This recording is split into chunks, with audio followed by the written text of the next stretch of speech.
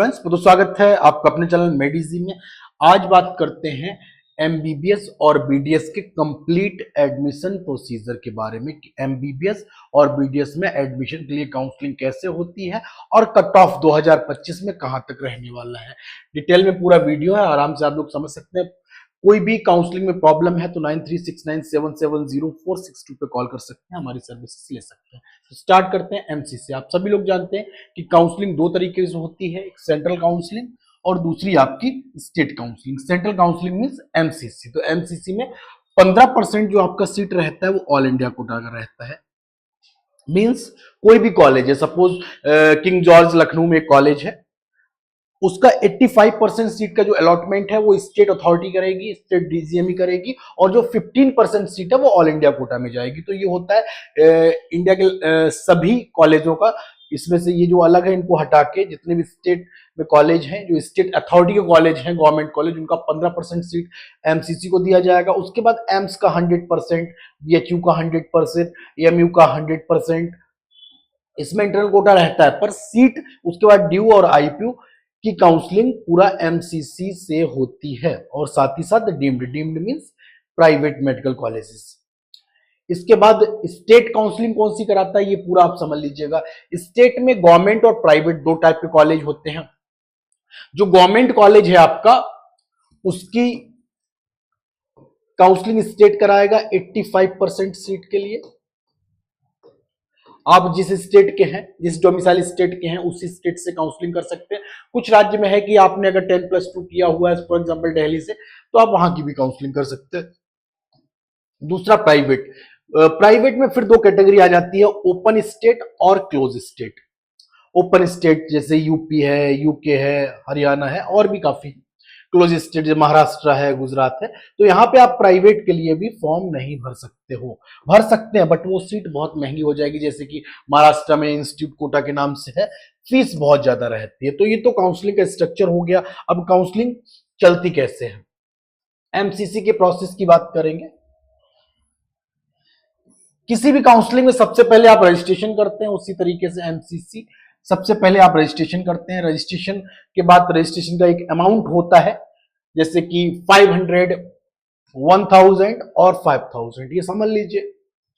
OBC, SC, ST, general, और ये deemed के लिए कोई भी करेगा किसी भी कैटेगरी का, तो वो 5000 आपको देना पड़ेगी। ये हो गई आपकी रजिस्ट्रेशन फीस।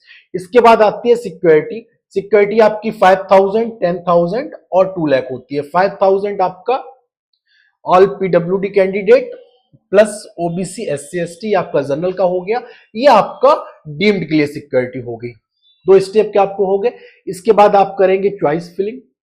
चॉइस फिलिंग सबसे इंपॉर्टेंट चीज है। अगर आप चॉइस फिलिंग में ही गलती करते हैं, गलत कॉलेज आपको मिल जाएगा। तो चॉइस फिलिंग बहुत सावधानी से करनी पड़ती है।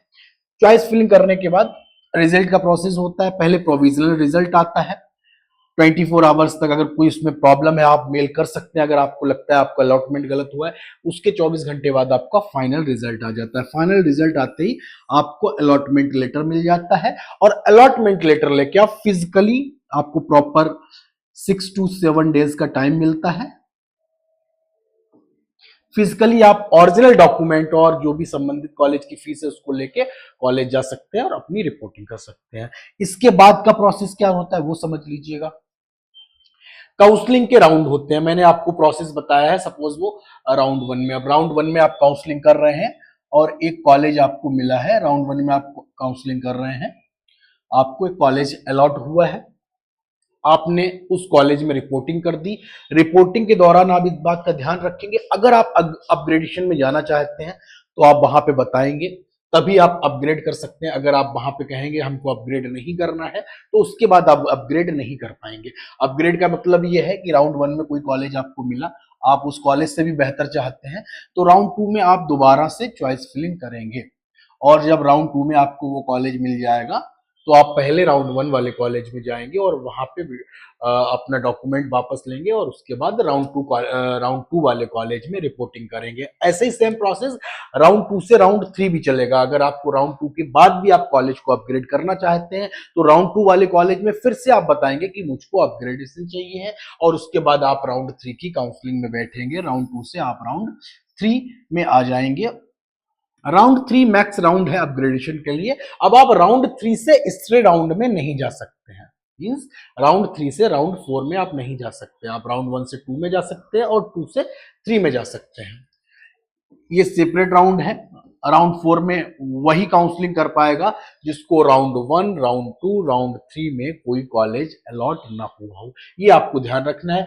2024 में कुल 7 काउंसलिंग हुई थी। राउंड 1, राउंड 2, राउंड 3 स्ट्रे के नाम से। राउंड 4 आप मान लीजिए स्पेशल स्ट्रे 1, राउंड 5 मान लीजिए स्पेशल स्ट्रे 2, राउंड 6 मान लीजिए और स्पेशल स्ट्रे 3, राउंड 7 मान लीजिए। टोटल काउंसलिंग हुई थी। जब तक पूरा सीट नहीं भरेगा, सीधा सा नियम है, काउंसलिंग चलती रहेगी। उसके बाद एक डेट को बोल दिया जाता है कि इस डेट के बाद एडमिशन नहीं होंगे। अब हम लोग कट ऑफ देख लेते हैं कि 2025 में max to max cutoff कितना जा सकता है। लास्ट ईयर के अकॉर्डिंग देखेंगे। राउंड 5 तक का मैंने डेटा एमबीबीएस का ये लिया हुआ है। ओपन की बात करेंगे तो ये 25,000, ओबीसी 25,000, ईडब्ल्यूएस 28,000, एससी 139 और एसटी को आपका 168 तक मिला हुआ था। हर साल एक रूटीन प्रोसेस है कि सीट बढ़ता है, कॉलेज बढ़ता है, तो आप उसको प्लस लेके बोल सकते हैं कि 2025 में मिनिमम ओबीसी और जनरल ये मान सकते हैं 27,000 तक कॉलेज जरूर मिलेगा। ईडब्ल्यूएस को 30,000 तक जरूर मिलेगा। एससी को ऑल इंडिया कोटा में 1,45,000 और एसटी को 1,80,000 तक जरूर मिलेगा। मार्क्स कोई भी नहीं बता सकता है जब तक कि रिजल्ट ना आ जाए।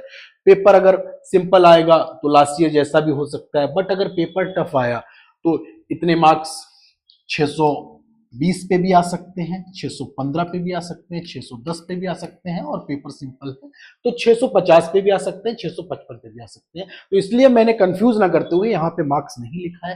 रैंक याद रखिएगा, इस साल अगर आपका रैंक 27,000 आने वाला है तो इतना मान लीजिएगा कि लास्ट राउंड तक आपको कॉलेज जरूर मिल जाएगा। काउंसलिंग में कोई प्रॉब्लम है, दिए गए नंबर पर कॉल कर सकते हैं और ऐसे इंपॉर्टेंट वीडियो देखने हैं तो चैनल को जरूर सब्सक्राइब